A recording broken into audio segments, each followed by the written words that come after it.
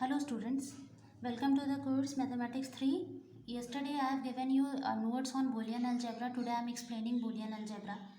तो Boolean algebra George bully 1815 to 1864 में invent किए थे. ये एक सिस्टमैटिक वे है मैनिपुलेटिंग लॉजिक सिंबल्स को मैनिपुलेट करने के लिए एक सिस्टमैटिक वे होता है, जॉर्ज बुली के द्वारा दिया गया था.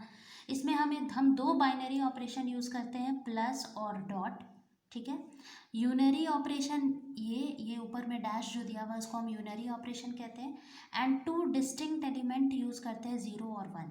अगर ये सारे सिंबल्स को मिला दिया जाए तो कोई भी बुलियन अलजेब्रा को एक्सप्रेस किया जाता है B comma plus comma dot comma ये डैश ऊपर में 0 कॉमा 1. ठीक है. ये पांचों सिंबल्स और बी बुलियन अलजेब्रा को मिला के हम लोग बुलियन अलजेब्रा को एक्सप्रेस करते हैं. आप एक बार नोट्स देख लोगे क्योंकि सारा कुछ नोट्स में अच्छे से समझाया हुआ है. नेक्स्ट है एक्सियोम्स. क्या होता है? तो सबसे पहले हम मान लेते हैं कि ए बी सी कोई 3 एलिमेंट है जो कि बी में बिलोंग करता है. तो हमारा पहला लॉ होता है कॉम्यूटेटिव लॉ. ठीक है. कॉम्यूटेटिव लॉ क्या कहता है, जैसे कि हम ग्रुप थ्योरी में भी पढ़ा है कि अगर a प्लस बी जो है वो बराबर होगा b प्लस ए के. ये तो प्लस के केस में, लेकिन यहाँ पे बाइनरी ऑपरेशन दो है, एक प्लस है और एक डॉट है. डॉट मतलब मल्टीप्लिकेशन. तो एक और इसका क्या होगा, a डॉट b जो होगा वो बराबर होगा b डॉट ए के. इसे हम लोग कॉम्यूटेटिव लॉ कहेंगे. दूसरा लॉ होता है हमारा डिस्ट्रीब्यूटिव लॉ. ये सब लॉज आपको ध्यान में रखना है.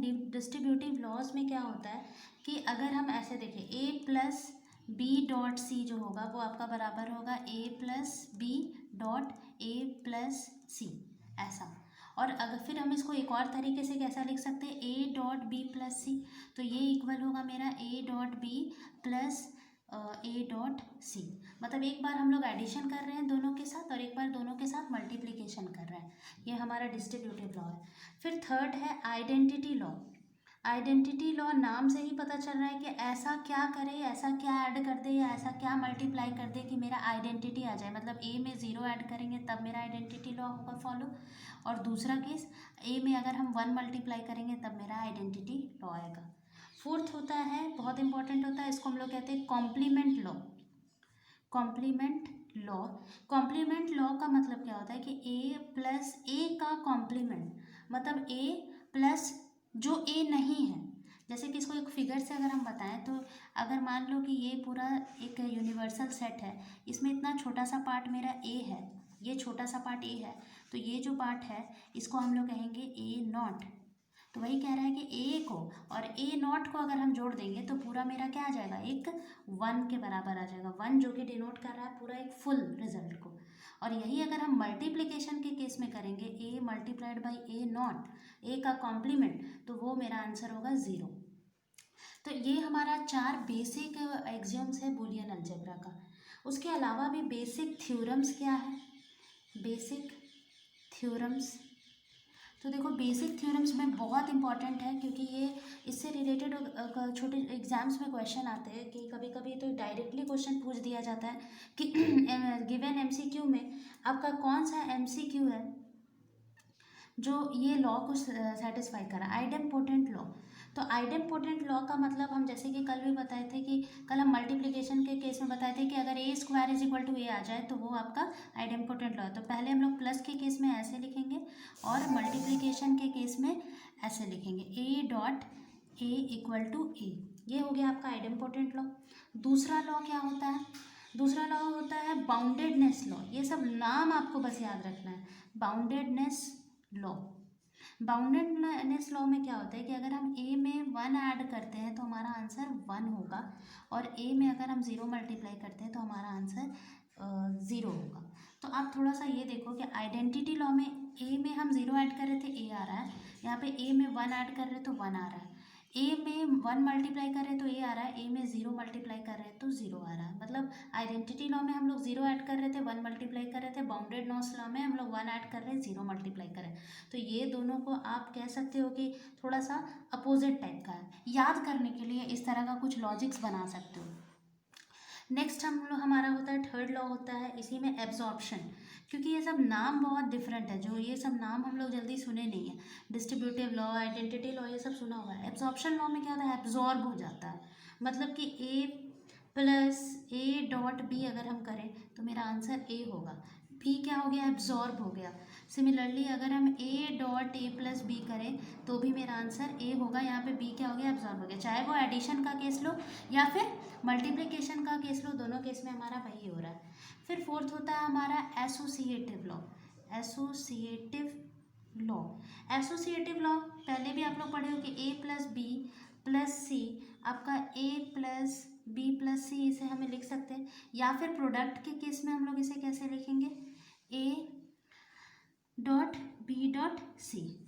तो नाम आपको मेन इंपॉर्टेंट है कि कॉम्प्लीमेंट लॉ याद रखो, आइडेम्पोटेंट लॉ याद रखो, बाउंडेडनेस, एब्जॉर्प्शन, क्योंकि ये सब एकदम डिफरेंट डिफरेंट नेम है जो कि हम लोग पहले कभी नहीं पढ़े।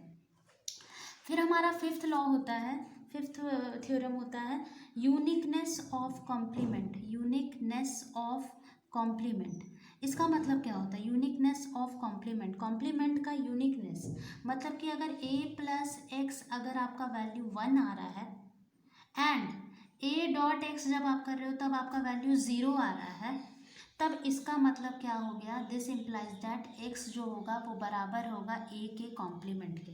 मतलब जब उसी a को x के साथ आप ऐड कर रहे हो तो मेरा आंसर क्या आ रहा है, 1। मतलब थोड़ा सा बाउंडेडनेस टाइप का कि a को अगर हम 1 में ऐड करें तो आंसर 1 आ रहा है, और यही a को अगर हम x के साथ मल्टीप्लाई करें तो आंसर 0 आ रहा है, तो वो मेरा x जो होगा वो बराबर होगा a के कॉम्प्लीमेंट के। ठीक है, क्योंकि ये वाला अगर आप लॉ को सेटिस्फाई कर रहे हो तो कॉम्प्लीमेंट लॉ में देखो कि x a का कॉम्प्लीमेंट की जगह पे मान के चलो x दिया हुआ है, तो a plus X equal to 1, a into X equal to 0, तो ये तो कॉम्प्लीमेंट लॉ है। इसका मतलब x मेरा क्या होगा, a कॉम्प्लीमेंट होगा। अब हम अगर दूसरा प्रॉपर्टी देखें तो उसका नाम होता है इनवॉल्यूशन लॉ। इनवॉल्यूशन लॉ, इनवॉल्यूशन लॉ कहता है कि a का कॉम्प्लीमेंट अगर आप निकालो तो आंसर a होता है। सेवेंथ कोई लॉ का नाम तो नहीं है, लेकिन आप ये ध्यान में रखना कि 0 का कॉम्प्लीमेंट 1 होता है और 1 का कॉम्प्लीमेंट 0 होता है। एक सबसे इम्पॉर्टेंट थ्योरम है जिसको हम लोग कहते हैं De Morgan's law. De Morgan's law क्या होता है, एकदम ध्यान से देखना, a प्लस बी का कॉम्प्लीमेंट, a का कॉम्प्लीमेंट प्लस, सॉरी प्लस नहीं, यहाँ पे मल्टीप्लाई b का कॉम्प्लीमेंट, अगर प्लस है तो मल्टीप्लाई हो जाएगा, और अगर a मल्टीप्लाई b का होल कॉम्प्लीमेंट है तो वो हमारा हो जाएगा a complement plus b complement. ठीक है, ये आपका मल्टीप्लाई है, मतलब कि a प्लस बी का complement is equal to A complement into B complement, और अगर मल्टीप्लाई के फॉर्म में है तो वो हो जाएगा आपका ए कॉम्प्लीमेंट प्लस बी का कॉम्प्लीमेंट।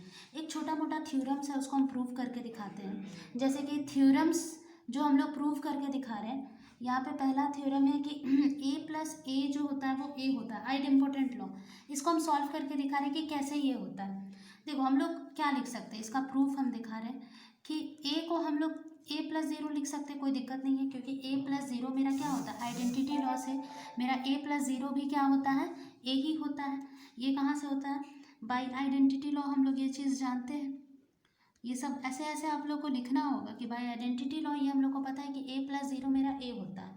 अब हम लोग देखो, हम लोग ये भी जानते हैं कॉम्प्लीमेंट लॉ से कि a dot a complement is equal to 0 होता है। तो अब हम देखो, हम a के जगह पे 0 के जगह पे a और a का कॉम्प्लीमेंट लिखते रहे। ये कहाँ से लिखे हैं हम, कॉम्प्लीमेंट लॉ से लिख रहे हैं, कॉम्प्लीमेंट लॉ। अब देखो हम लोग क्या करेंगे, a plus A dot B है, तो ये मेरा कोई प्रॉपर्टी है, हाँ देखो एब्जॉर्प्शन प्रॉपर्टी है, लेकिन हम लोग यहाँ पे एब्जॉर्प्शन नहीं लगाएंगे, हम लोग कुछ और देख रहे हैं। हाँ ये वाला प्रॉपर्टी लगा सकते हैं क्या, नहीं ये, हाँ ये प्रॉपर्टी लग सकता है, डिस्ट्रीब्यूटिव लॉ पहला वाला, a plus B dot C equal to हम लोग लिख सकते हैं यहाँ पे a plus B plus dot A. तो यहाँ पे हम लोग देखो a प्लस ए लिख दिए डॉट a प्लस ए ऐसा लिख दिए। ठीक है, ये कहाँ से लिखे हम लोग, डिस्ट्रीब्यूटिव लॉ से। सब हम दिखा दिखा के आप लोग को बता रहे हैं कि कैसे हम ये लिख रहे हैं, ये हम अपने मन से नहीं लिख रहे हैं, ये सब हम लॉज का यूज़ कर करके लिख रहे हैं। अब देखो a प्लस ए क्या होता है, बाई आइडेम्पोटेंट लॉ हम लोग जानते हैं कि a प्लस ए मेरा a ही होता है। ठीक है, आइडेम्पोटेंट लॉ से, और a प्लस ए का कॉम्प्लीमेंट क्या होता है, देखो कॉम्प्लीमेंट लॉ से 1 होता है। ये बात हम कहाँ से लिखें, बाई कॉम्प्लीमेंट लॉ से, कॉम्प्लीमेंट कॉमा एक और जो है a प्लस ए जो a होता है वो आइडेम्पोटेंट है, आइडेम्पोटेंट लॉ से। तो तो ये दोनों लॉ से हम ये A × A1 लिख दिए। और A × 1 क्या होता है, आइडेंटिटी लॉ से बताओ A × 1 क्या होता है, A। तो ये आपका A हो गया। तो यहाँ से इस क्वेश्चन से हमें ये पता चला कि अगर हमें लॉज नहीं पता होगा तो हम इसको प्रूव भी नहीं कर पाएंगे। कोई भी चीज़ को प्रूव करने के लिए आपको लॉज की जानकारी होना बहुत ज़रूरी है। अगर आपको लॉज नहीं पता है तो आप इसे प्रूव भी नहीं कर पाओगे।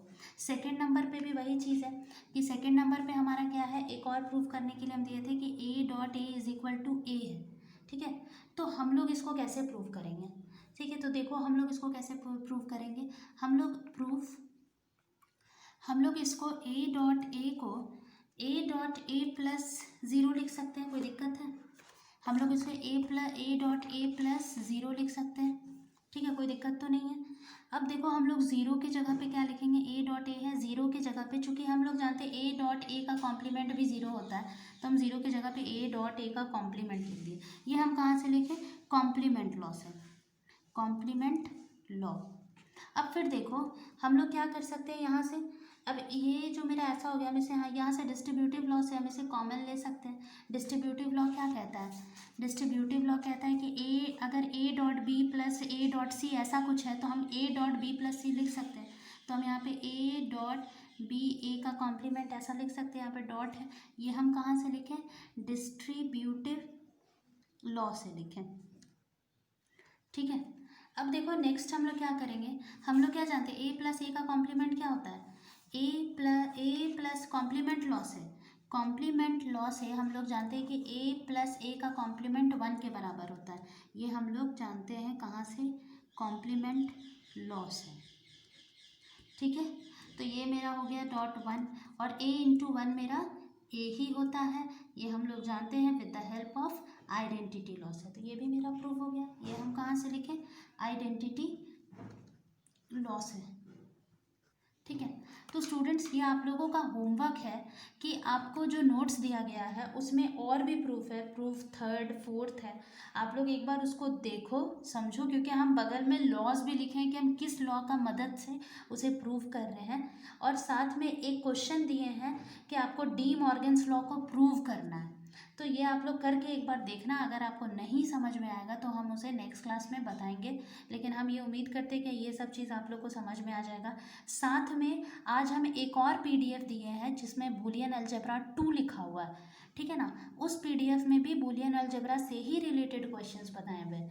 तो ये सब ऐसे क्वेश्चंस होते हैं जहाँ पे अगर आप अपना दिमाग लगाकर भी बनाओगे तो आराम से बनेगा। बस आपको क्या जानने का ज़रूरत है, आपको जानने का ज़रूरत है सारा लॉज। अगर आपको लॉज पता है तो आपसे क्वेश्चंस भी आराम से बनेंगे। तो हम ये उम्मीद करते हैं कि आप लोग ये सारा लॉज को याद कर लोगे, क्योंकि लॉज बिना याद किए अगर आप सोचोगे कि हम क्वेश्चंस को बना लेंगे तो नहीं बन पाएंगे। तो आज हम यही डिस्कस करने वाले थे कि लॉज क्या है। ऐसे अगर आप क्वेश्चंस बनाओगे तो आपको समझ में आ जाएगा। और अगर किसी को फिर भी कुछ भी डाउट होता है तो पूछा करो, पूछोगे तभी समझ में आएगा, नहीं तो फिर लास्ट मोमेंट में एग्ज़ाम जब आने वाला रहेगा तो आप लोगों को खुद परेशानी होगी।